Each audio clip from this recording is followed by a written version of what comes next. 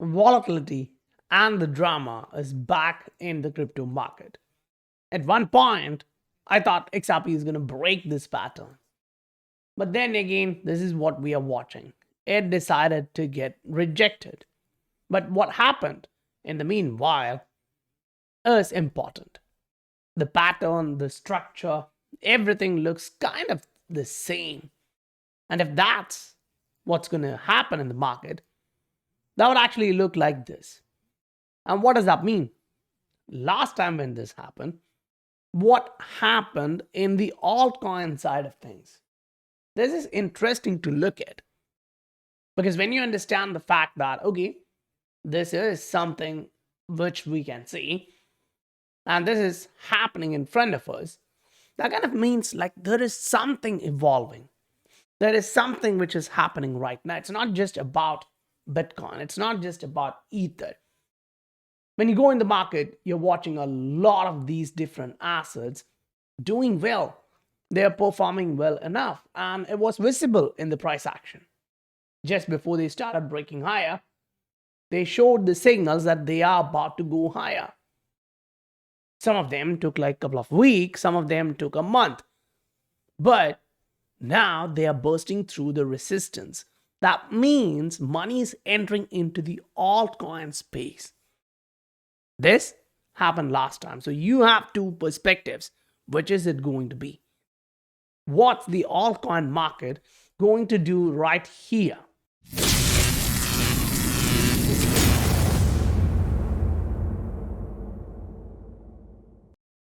Welcome to the Scientific Investor family, where the normal retail guys get to learn how to become the next top 10% of this world.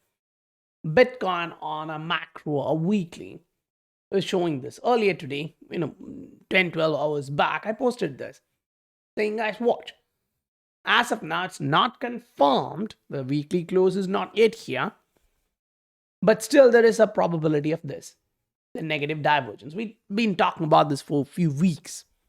The moment it started developing, we were highlighting that. Now, the question is, if we are to do this, that 3 months was the altcoin season. Most of the large cap coins topped out here. And if that's to happen this time around, that means we should start to see a breakout in XRP. We should start to see a movement in the altcoin market. Now, Ether is saying, yeah, that's true. We are doing this. Remember, in yesterday's video, we talked about this. And after 24 hours, it looks like, yeah, we had some points, which was key. And right now, it's true. So as you zoom out to reduce the volume and the volume of noise in the market, it kind of shows you like, okay, it's kind of clear. The price is going up. You don't have to be worried at this point because the price is doing really good things. Whether you look for a pattern-based structure or if you are looking at the accumulation range, both of them shows you the fact that the RSI is entering overbought region where buying strength is through the sky and the price action is going through that too, which is great. You just went through this phase, you just completed that phase. Now we are moving higher. High momentum phase, and most of the altcoins are just starting. If you had patience till this point, what would it be from here? A max 5 to 6 months? Some of the altcoins, which you would have remember, they did way higher in terms of volatility during that phase, and they took way less than that in terms of time. So it was like 85, 90 days to do this entire big burst. So that's just one asset. You have a lot of different assets in this market which broke through that resistance and then went parabolic in like 2 months. They are all showing you positive signs now, whether that's VRA, whether that's Chili's, whether that's Dent. There is a lot of these assets which actually went parabolic. If you know how they did all this and what the price action was looking like, It was heavy. It actually literally showed you the fact that the price can do these crazy things. And what was the number of days it took? It took 77 days. So you get the point. There is a lot of different assets which did nothing or which kind of played with the emotions for like 600 days and then went parabolic. Now, why am I reiterating all this? Because XRP is in that range where it's literally playing with the emotions without doing anything. Now trying to bounce back through that. Are we going to see something like that? Are we going to see something like this? Right? There is a big question. There's a lot of people looking at it. So now, yes, the demand of the market is kind of looked at through Bitcoin. That is the lens which majority would have.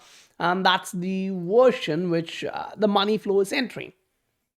So now when you do look at this, say you want to remove the price structure, it's fine. But what matters ultimately is the price, the closed candle, and the volume. So here, you literally had a lot of buying volume, but you did not get the candle closing at the skies. We tried reaching that level of 53,000, but that was like you just take a stone and throw into the B hub. And what happens? That doesn't look good, right? So in the same sense, there would have been a lot of sellers at this point. They kind of kicked in. But the moment it went down, ETFs actually jumped in. They started buying in crazy. That was a huge volume. That's not a small move. 14x over the daily volume. Now, where did that all go? Right? Was it just the buying side? Is it just the selling side? When you zoom in, you kind of get the fact that, okay, there was a lot of sellers too, but almost all of those sellers were absorbed just by the next candle. Now, to look at this on the other way, think about this. Last time when the price dropped here in Bitcoin, this range, this was that selling volume. This time when you dropped, you had way more selling volume, but you failed to breach even that area. And the next volume was literally a little bit lower than that, or smaller than the selling one.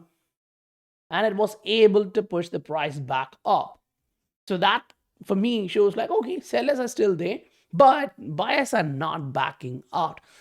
Whenever these retail is selling, someone else on the other end is buying crazy. Now, if that's what we have talked about, if that's what we are going to watch, it's going to be like 2 or 3 months of this sideways price action before we break higher or lower, but there should be a huge volatility level. Remember, price here does this. You will have a wick to the upside. So if you are here and then the price goes up, great. That means the top is kind of in and you're doing some crazy things. We've seen that all the way in the history. So if we can see that this time around, wow, that's gorgeous. Because the macro matters a lot. And right now, when you're on Bitcoin in that structure, and you do look at the RSI, the MACD, the total indicators, whichever you want to use, all of them are still saying buying strength is still present in this market. You don't have to go against it. You don't want to go against it. At least, if it's me, I would say don't do that. Because when you take a step back, the market is still showing you this price action. Remember, we discussed about the exact same scenario yesterday, saying we want to see Bitcoin dominance bouncing back up to the moving average and then getting rejected. We would like to do that. I mean, at least we would like to see that. At least if the price come back up to this point, the previous support, and then get rejected, I would personally be happy at that point too. It can be this move, which would take the support somewhere here or here. So if it's taking a support here, that means it's about to go higher from there. The only duration which we'll get for this to go down is going to be maybe 1 or 2 months max, 1.5 months. Fine. During that time, you'll still watch the altcoins rallying. Now, On the market side of things, the macro, this is what's happening. Dollar is slowing down, and that's a good sign. And you zoom out on a weekly, dollar is getting rejected at the moving average, which is great for us. If it do come down, that's like maybe 4 or 5 weeks, which is still not that 6 months or 3 months, but it's okay. 1.5 months, when dollar goes down, crypto goes up. This is all you have to know. Money allocation should be based on where the volume is. If you're trading this market, that's all that matters. You'll see 45% for the day, you'll see 80% for the week, 100% for the month for sure. But there's a lot of different coins in the market doing this. And that's when you have to go through a lot of these assets, follow them up, go through each of those assets to understand where the opportunities are. And that's exactly why 1,000+ members are in the SI family, taking benefit of all of these calls, especially my trades, where I buy, where I sell. And in the recent past, when we look at this, it's not bad. Now, yes, it's not like 10x, 20x, but we're not using a 5, 10, 20x leverage. We take max 3x and a minimum 2x. This is what we are dealing with. So if you can control your risk and still manage to get these decent returns, I would argue that's the best approach to take. And that's one of the reasons why we have the SI family growing this fast. If you would like to join, use that link in the description below in YouTube or in the bio in Twitter. If you haven't smashed that like button and you think you received value, smash that like button for me. I'll meet you guys on the next video. Bye for now.